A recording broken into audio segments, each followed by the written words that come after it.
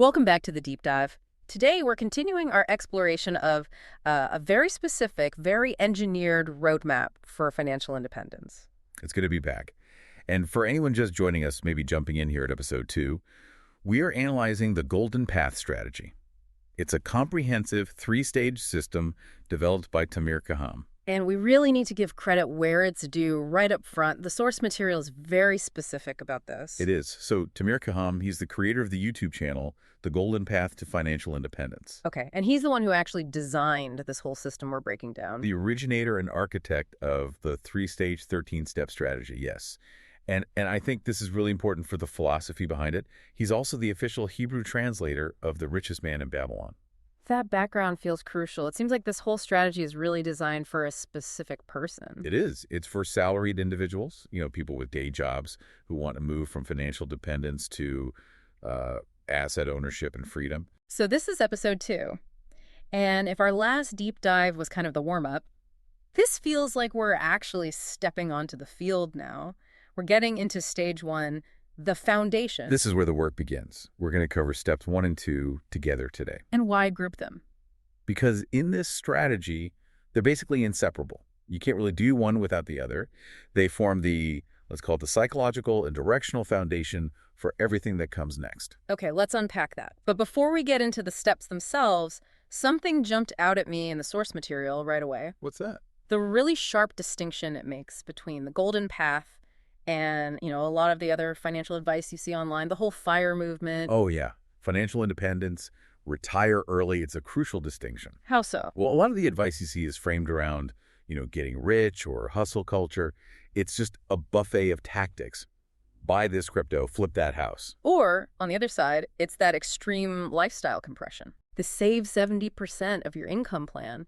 Eat ramen in the dark for 10 years so you can quit your job at 32. Right. And look, to be fair, mathematically, that works. If you save that much, you will get there fast. Sure. But the cost is enormous. You completely destroy your current quality of life. You're trading misery today for some promise of freedom tomorrow.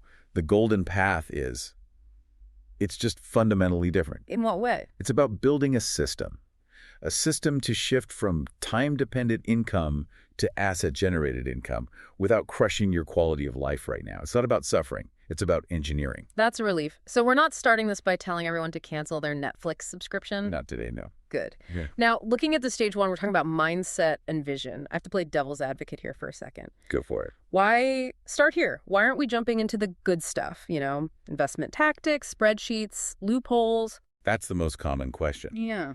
And the answer really comes from Tamir's background as a systems engineer.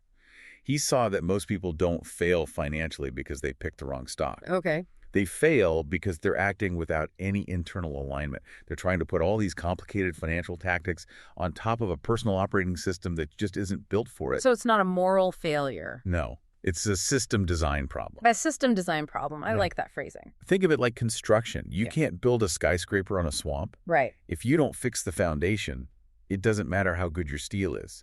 The building will just sink. Stage 1 is about stabilizing the soil. Okay, let's stabilize the soil then. Let's dive into step 1. Shifting financial identity.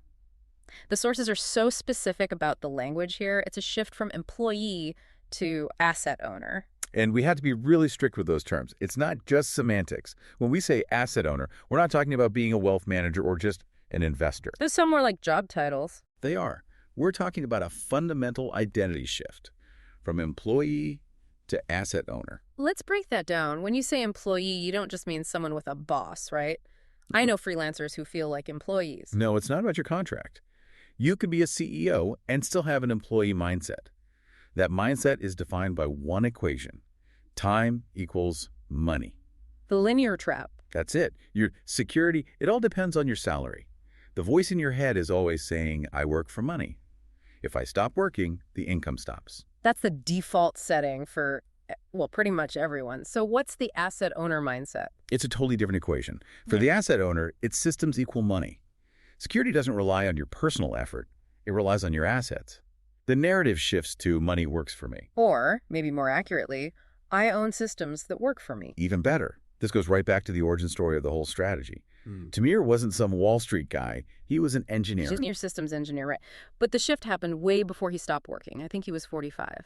At age 45, yeah, when he read Rich Dad, Poor Dad. And what the sources stress is that the change in his consciousness, his identity, it happened long before any time-free money showed up. That's the key part. The shift was mental, not financial. Exactly. Yeah. He read the book, and the next day he went back to the same desk, same job. Nothing had changed on the outside. Yeah. But inside, his entire operating system had been upgraded. So what's different? If I'm sitting at my desk looking like an employee but thinking like an asset owner, what am I actually doing differently? You're asking different questions. The employee asks, how do I get a raise? They're trying to sell their time for a higher price. Okay. Tamir started asking a new question. How can I own a system that produces income without my physical presence? So he was using his job as a tool. Precisely. The salary wasn't the goal anymore. It was the funding source for his new identity. That's the invisible trap people fall into.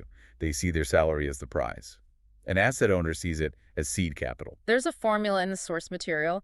Identity leads to behavior, which leads to results. Right. Let's use an example. Your identity is employee. You get a $5,000 bonus. What's the behavior? A vacation, a new TV, something to reward myself for all the time I put in. Exactly. Consumption. The result is you're back at zero, waiting for the next paycheck. And if my identity is asset owner... Same $5,000. Mm-hmm. But now your behavior is different. You see that money as soldiers you can deploy. You think, where can I put this so it brings back friends? So you buy a system, not a thing. And the result, over time, is freedom. Same person, same money, totally different outcome. All because the identity shifted first. I just want to be crystal clear for everyone listening. Step one is not go quit your job tomorrow. Oh, absolutely not. Please do not do that. That's financial suicide. Right. Step one is about adopting the mental framework of an asset owner while you are still employed. Your job becomes your first and most important client. I like that reframe.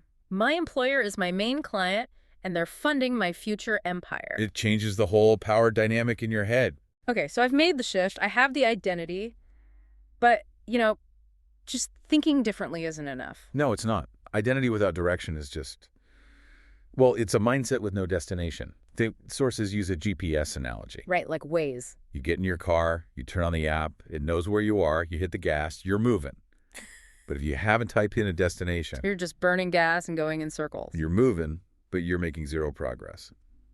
This leads us right to step 2, defining vision and the financial independence index. This step seems designed to fight against that vagueness most of us have with our financial goals. It's a massive problem.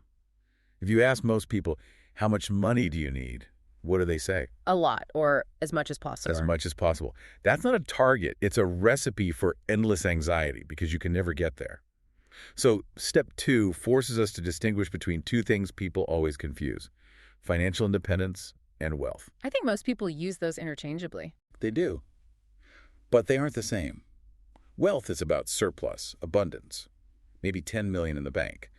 Financial independence, or FI, is a specific mechanical state. Okay, what is it? It's the moment your passive income covers your living expenses. That's it. And the golden path focuses on FI first. Exclusively. Wealth might come later as a byproduct. But if you aim for wealth, the target is too vague. If you aim for FI, you have a concrete math problem you can actually solve. And to solve it, the strategy gives us a metric, the FI index. Oh. Yes, the FI index. This is your compass for the whole journey. The formula is really simple. Monthly passive income divided by monthly living expenses. And you're really hitting that word, monthly. Why is that so important? Because it's all about psychology. If I tell you that you need a net worth of $3 million to retire, my brain just shuts down. It's an impossible number. Right. It feels like you have to win the lottery. But if I tell you your life costs $6,000 a month, you need to generate $6,000 a month from assets, that's a problem the human brain can start to work on. It breaks the monster down. So let's run the numbers. If my life costs, say, $10,000 a month, and I have a rental property bringing in $1,000. Your FI index is 0.10. You are 10% financially independent. And if I have $5,000 coming in? Then your index is 0.50. You're halfway there. When that number hits 1.000, you are free. You own your time. I like how that gamifies it. Getting from 0.0 to 1.0 is a huge leap. But getting from 0.10 to 0.12? That feels like a win you can achieve. It creates momentum. But there's a catch. You can't calculate the cost of your life until you've defined that life. This is the vision part, the ideal day exercise. It sounds soft, but it's hard strategic planning. You have to answer the question, if money wasn't an issue, what would your typical Tuesday look like? Why a Tuesday? Why not a vacation? Because you can't live on vacation forever. The vision has to be sustainable. Where do you live? When do you wake up? Who do you help? So you build the blueprint first, then you figure out the price tag. Exactly. Your ideal life might be cheaper than your current one, or it might be more expensive. But until you define it, you're just guessing. You can't calculate the target. Okay, so bringing it all together. Step 1 is the WHO, my identity as an asset owner. Step 2 is the where my direction, my FI index target. Exactly. Together, they are the launch pad. You can't launch a rocket without a stable pad and a clear trajectory. And this leads to the challenge for this week. It's not just about listening, it's about doing. The two-part challenge. First, the identity work. For the next 7 days, every time you catch yourself thinking, how much do I earn? I want you to replace that question. Replace it with what? What systems can I build? Just ask the question. Train your brain to look for systems, not just a bigger paycheck. Just changing the search query in your head. Precisely. And the second part is the vision worksheet. Sit down with a pen and paper and calculate your current FI index, Even if it's 0. especially if it's 0. Radical honesty. Then define your target FI index, which is 1.00, and attach a specific monthly cost and a timeline to it. Make it real. Turn it from a dream into a math problem. That's the whole point. Okay, before we wrap up stage 1 and look ahead, we have to pause here. This is important. We're talking about money and big life choices, so we need to be very clear about the boundaries. Yes. At this point, it's important to pause and clarify something essential. This episode is not financial advice. It presents a structured thinking framework only. There are no guarantees.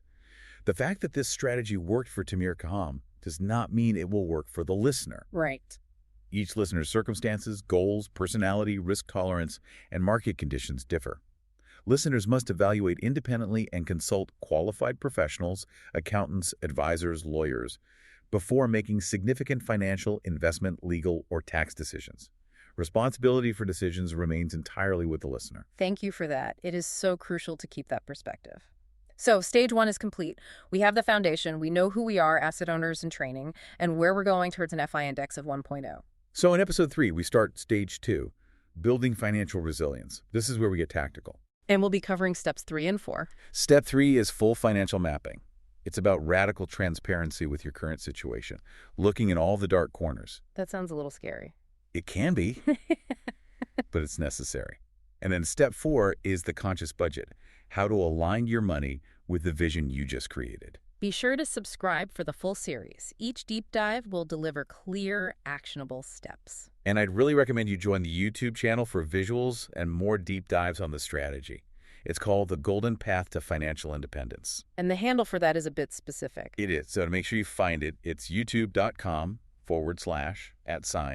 capital Tamir, capital GOLE, capital PATH. So that's at Tamir Goldpath. Or just search YouTube for The Golden Path to Financial Independence. See you in episode 3, where we bring radical honesty to your financial reality. Until next time.